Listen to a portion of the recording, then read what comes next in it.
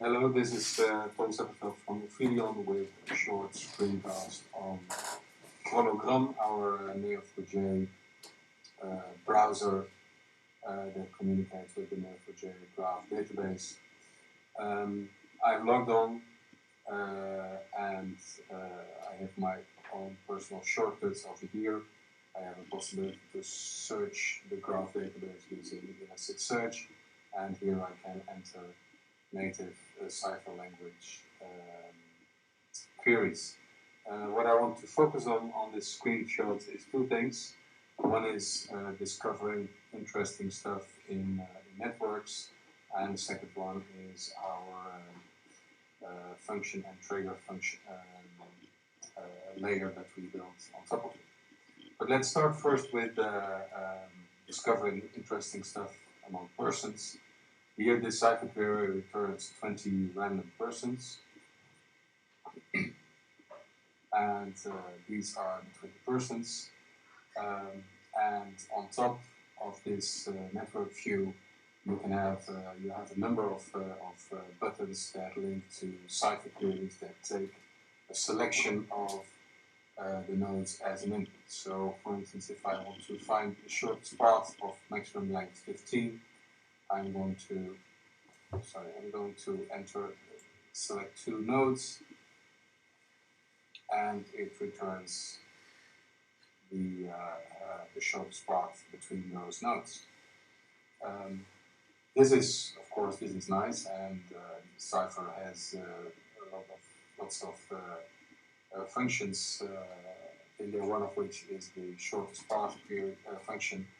But it gets more interesting if, for instance, if you have these 20 nodes and you want to know, okay, among those, or a number of those persons, which one are really closely connected. So then I'm going to extend 8, 9, 10. Now I have 10 persons, and what would these persons have in common? And for that I have a cipher query that takes each node and it looks at within all the nodes within distance of 3 steps, and of course none of those will be overlapping, and among the overlapping it selects the 5 most interesting ones based on density and closeness of the connection. So if I find common stuff, okay, then, oh, this is surprising. Of these, the 10 nodes that I selected here, the yellow ones are the ones that are from the selection, and those 5 nodes in between are the nodes that are really connecting them, but not perhaps can be directly or indirectly. So to find out more about that, I can also go one step further and then look at those paths that are really connected, because these are virtual paths, so they can be composed of several steps, and we are soon going to find out what those steps are. So now I have this other query, path to common stuff, and there I have my yellow nodes again, the 4 that were connected over here. I have the pink ones that are in between. So the pink ones are the same as those 5 over here, but now it also displays the shortest path between the yellow ones and the pink ones. So there I have, for instance, here I have 2 locations which are interesting, but also 2 persons that are interesting. These 2 persons. So this is the way, and this is all done by writing cipher queries to find out interesting stuff and visualize it, because the styling can be adapted based on the labels that are found, and in the query you can add new labels in the result maps, and they are captured and used to do the styling. Because I can style my nodes I have a list of styles over here, and here I have at the bottom I have a connected and a selection. So this is what makes these nodes stand out, and you can see what kind of labels are assigned to them. Sorry. Okay, if we look a little bit further, we saw already the detail view over here. So I have my details of my node. But what also is interesting is I have the node history. And so these are all the nodes I have clicked on.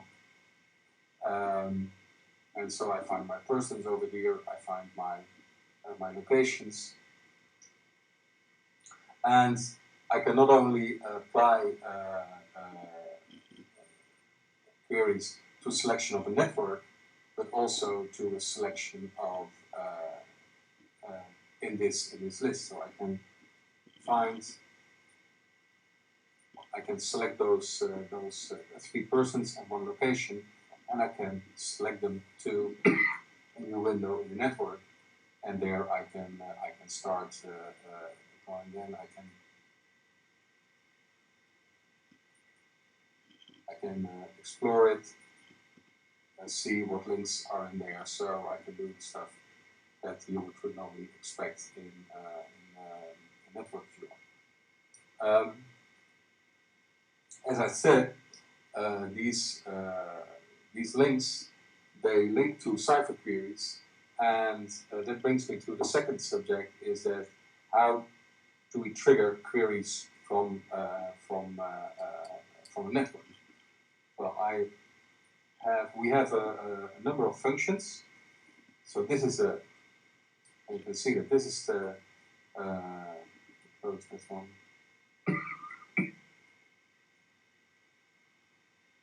We have a Neo4j function, a Neo4j query function, sorry, and that one links to network function. So, and between them we have a trigger that passes information from one to another. So this is a simple example, but we have, of course, there are many functions triggered by this network, because we can also have it on the context menu, we can have it on the context menu of a node, and we can also have it on the context of the relationship. An example would be if we have also our diagrams.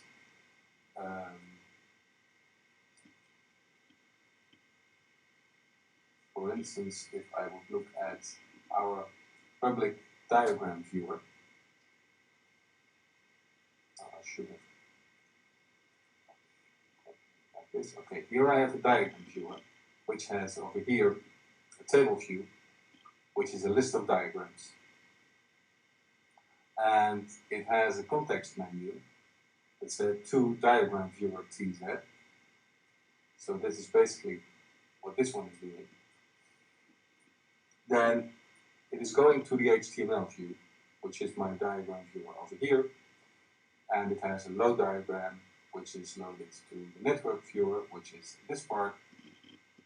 And if I click on a relation, which I do now, then I get my relation information to the idea.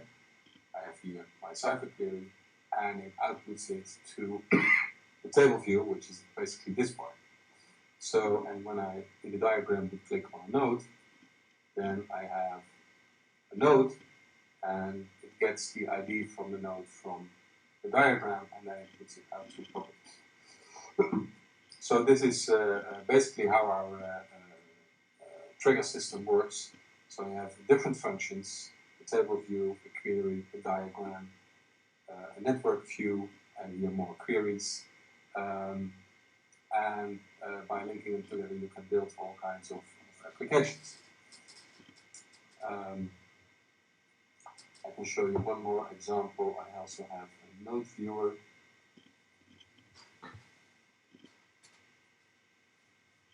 Okay, this is the diagram the diagram view, but if I go to my specialized diagram viewer, I can see here I have a starting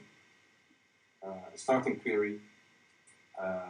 This query gets a node and it provides an ID to this query, which gets all the neighbors, and the relationships, they are put out in an HTML view.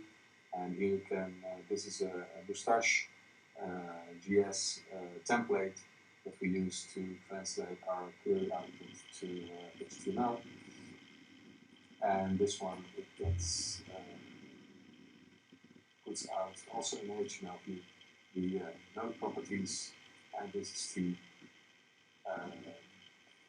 HTML view with another styling that groups those two HTML views together.